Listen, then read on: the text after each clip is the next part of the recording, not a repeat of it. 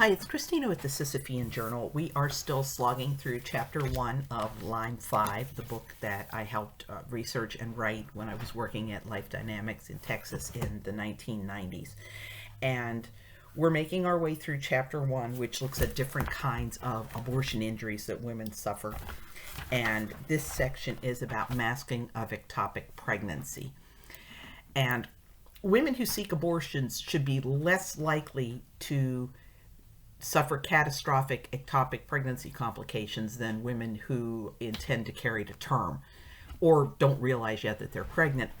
And that's because at the clinic, they are supposed to be doing ultrasounds and testing and determining the gestational age, where the fetus is located, and everything else. They're supposed to be able to detect that and know what they're doing. And especially if it's a high volume facility, they should also be alert to a pregnancy where there's actually one embryo implanted outside the uterus and one inside the uterus. So they should be catching it. But often what happens is they don't. They vacuum her out, they send her home, and then when she's suffering complications, she assumes that this is just, I'm still in pain after the abortion, or I'm nauseous because of the abortion, and often she'll call the clinic and they'll say, oh yeah, this is normal. And everything seems normal until the pregnancy ruptures and she suffers a life-threatening or even life-ending hemorrhage. And so I think you'll see that in the cases that we go over. And also just to keep in mind, there's an increased risk of an ectopic with a future pregnancy if a woman has undergone an abortion. Okay? It can cause a blockage that leads to, the sperm can get through to fertilize the egg, but the zygote is way bigger than a sperm and can't get through to implant in the uterus. So if there's any kind of scarring as a result of that abortion, it doesn't take much to allow the sperm to get through, but not allow the newly conceived zygote to get through. So it winds up lodging in the fallopian tube. So we have a lot of deaths I've already covered. We have Lynette Wallace, who went to Englewood Women's Hospital in 1975. They failed to determine that her 10-week fetus was in her fallopian tube. And she was not the only woman to die at Englewood Women's Hospital. This was kind of a shady place. Yvonne Tanner, Kathy Murphy, Belinda Bird, Cora Lewis, and Elizabeth Suji all died there as well. Then we have Sherry Emery. She was one of the young women covered in the Chicago Sun-Times Abortion Profiteers series in the late 1970s. She went to Water Tower Reproductive Center for an abortion, and the clinic owner, Arnold Bickham, did not have staff do pathology exams on the tissues. They just threw them away. And after the abortion, Sherry felt unwell, but her discharge sheet indicated that this was normal. Her friends became worried about her, told her to go to the doctor. She's like, no, I just have the flu. January 2nd rolled around. She'd had the abortion December 28th. January 2nd rolled around. Her friends hadn't seen her. They found her dead in her bed. She had bled to death from a ruptured ectopic pregnancy. And Arnold Bickham, by the way, is the guy who shoved Sylvia Moore out the door to bleed to death. And we have Barbara Dillon, who went to Long Island Gynecology Group in 1981. The pathology report identified placental tissue but no fetal parts. But nobody contacted Barbara to tell her that this was abnormal.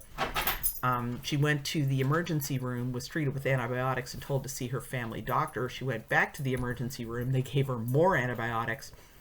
And finally, on May 10th, her roommates got a neighbor to take her to the University Health Center. She was unconscious on arrival, not breathing, pulseless, was rushed to the emergency room. They were having trouble getting in touch with the doctor at the clinic. She suffered a ruptured ectopic pregnancy and died on May 11th.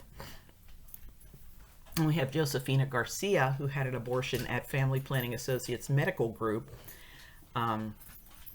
They failed to detect the ectopic pregnancy, and Josefina was left unattended in the recovery room, where she hemorrhaged and died the day of her abortion. And she is one of 18 women that I know of that died Women started dying at Fast Eddie Allred's places before he consolidated them into Family Planning Associates Medical Group, and then that huge for-profit chain of abortion clinics has continued to operate. I don't know if Fast Eddie just retired or if he's dead. Then we had Yvette Poteet, who went to Dr. Marion Dorn in South Carolina in 1985. Dorn didn't even examine the tissue he removed from Yvette's uterus, and she suffered pain and was taken to the hospital.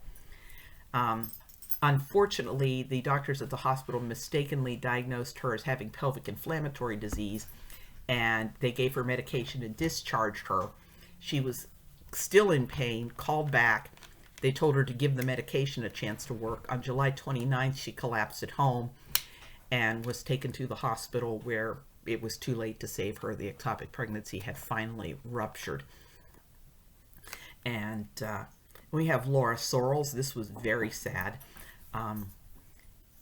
Her family couldn't get in touch with her. She was in a motel room. And her family wound up calling the manager of the motel, and they found her lying there dead with her 1-year-old daughter by her side. She had undergone an abortion at a facility in Lancaster, California, and they had not diagnosed an ectopic pregnancy, and it had ruptured, and she died there with her little girl there with her. Another case where people stumbled across the situation was Gladys Stanislaou. She was found unresponsive on the floor of a restroom near her college classroom. A doctor in the vicinity performed CPR while they waited for an ambulance, but she was dead on arrival because of a ruptured ectopic pregnancy. The doctor failed to follow up when there was no fetal tissue in the material he vacuumed from her uterus. And then the last death that I've already written up was Angela Satterfield. She had the abortion performed, went home, and that evening she was found dead in her home from the ruptured ectopic pregnancy. Then there's one more death I noticed where Mark didn't even give her a pseudonym, so I'm going to call her Shayna. She underwent a first trimester abortion under general anesthesia in 1977, and the staff charted the abortion as uneventful and discharged her. That evening she suffered weakness, shortness of breath, nausea, and vomiting. She went to the ER, where they examined her, gave her medication, and sent her home, but 2 hours later she was dead. And the pathology report from the abortion had shown no pregnancy tissue. The autopsy found 2,000 cc's of blood in Shayna's abdomen, along with a ruptured tubal pregnancy.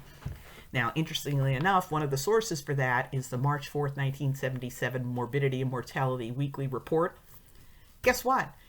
I can find a ton of morbidity and mortality weekly reports on the CDC website, but not that specific one. If somebody knows how to get hold of that. They also cite an article in the Journal of the American Medical Association. And then there were 2 non-fatal cases where I need to get hold of the court documents, and you can follow the link below and maybe you know how to get them. One, Planned Parenthood had referred Jean to a doctor in 1972. A week after the abortion, she called Planned Parenthood to say she was still in pain.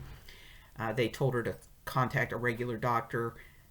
She got an appointment set up for a week later, but before the week was out, she was hospitalized for a ruptured ectopic pregnancy. She wound up in intensive care, but she did survive.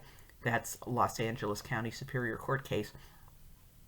And Ruth had an abortion in 1982.